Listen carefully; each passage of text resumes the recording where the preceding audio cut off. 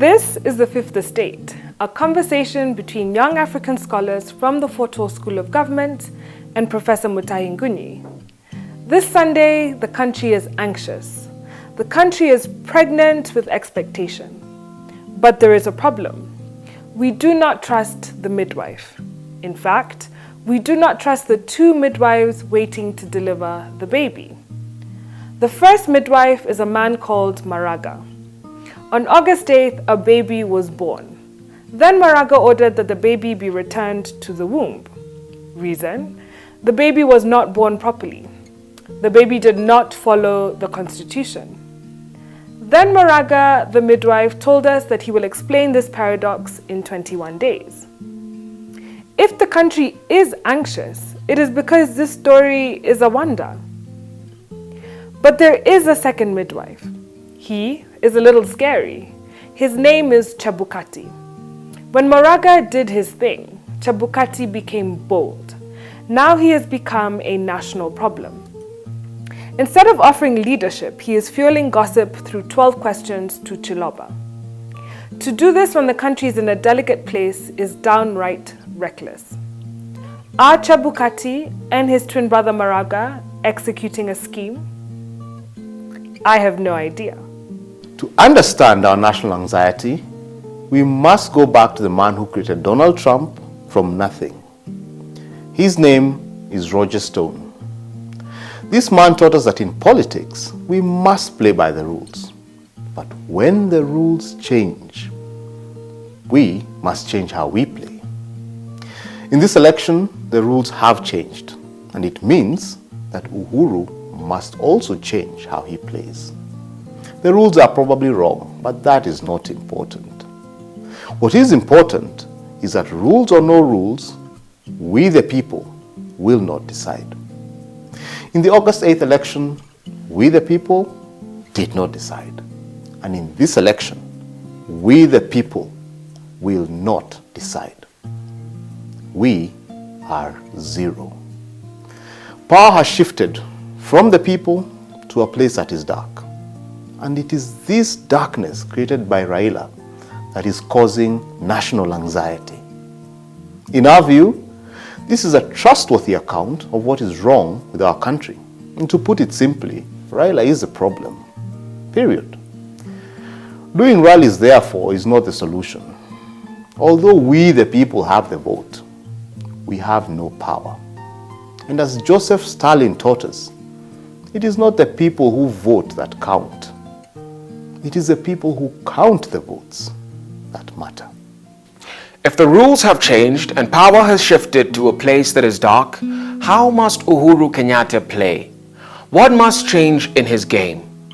In our view, he must continue being angry. Anger is a powerful tool of political control. And as Malcolm X taught us, evil prevails in the world because we are not angry enough. Uhuru should therefore change from the nice guy he is to an angry, unpredictable man. He should do it even if it means faking it. And he needs to do this because the rules have changed. Niceness will not sell. As Malcolm X taught us, justice is not given, it is taken. If Uhuru continues to be nice, Raila will bully him out of power. He should therefore bark less and bite more. However, and to borrow from Lee Iacocca after he was fired from Ford Motor Company unfairly, if you get angry, don't get bitter. Get even instead. The moment is ripe for Uhuru to get even. No, let me rephrase this. Because of the injustices done to Uhuru, he must get even. And he must do this by defeating Raila decisively. Uhuru Kenyatta likes to play safe. He is predictable. And to be safe and predictable is not a virtue in politics. It is actually a vice. This is why he has become cannon fodder for a bully called Raila. In our view, therefore, Uhuru must change. He must return to the teachings of the Moi School of Politics. In this school, Mzee Moi taught us that if a dog bites you, surprise it by biting it back. And this is how you grab the headlines the following day. If a dog bites a man, this is not news. But if a man bites a dog and it dies, this is news. Uhuru should therefore become as unpredictable as a man who bites a dog. And as Andy Grove taught us, only the paranoid survive. Uhuru must get paranoid. But there is one more thing. In high politics, you must never let a good crisis go to waste. You must never waste a disaster.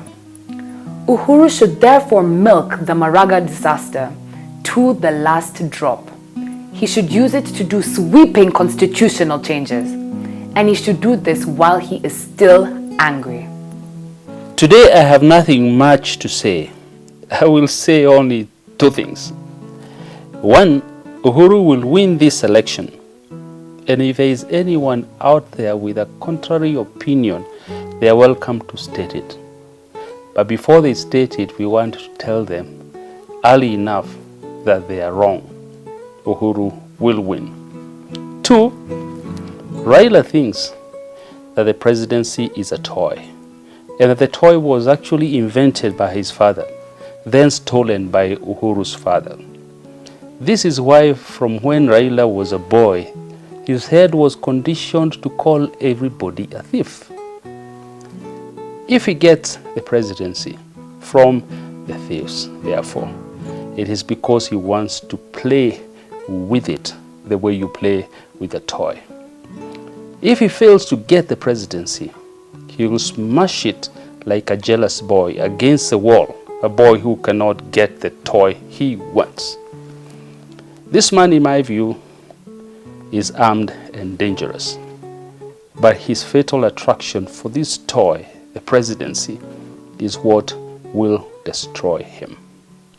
As a young student of law, I need to ask a burning question. If Uhuru was elected 5 years ago, in March 2013, the Constitution says that the next election should happen 5 years after that. This takes us to March 2018. Then the Constitution says that after March 2018, the second Tuesday of August is the election date.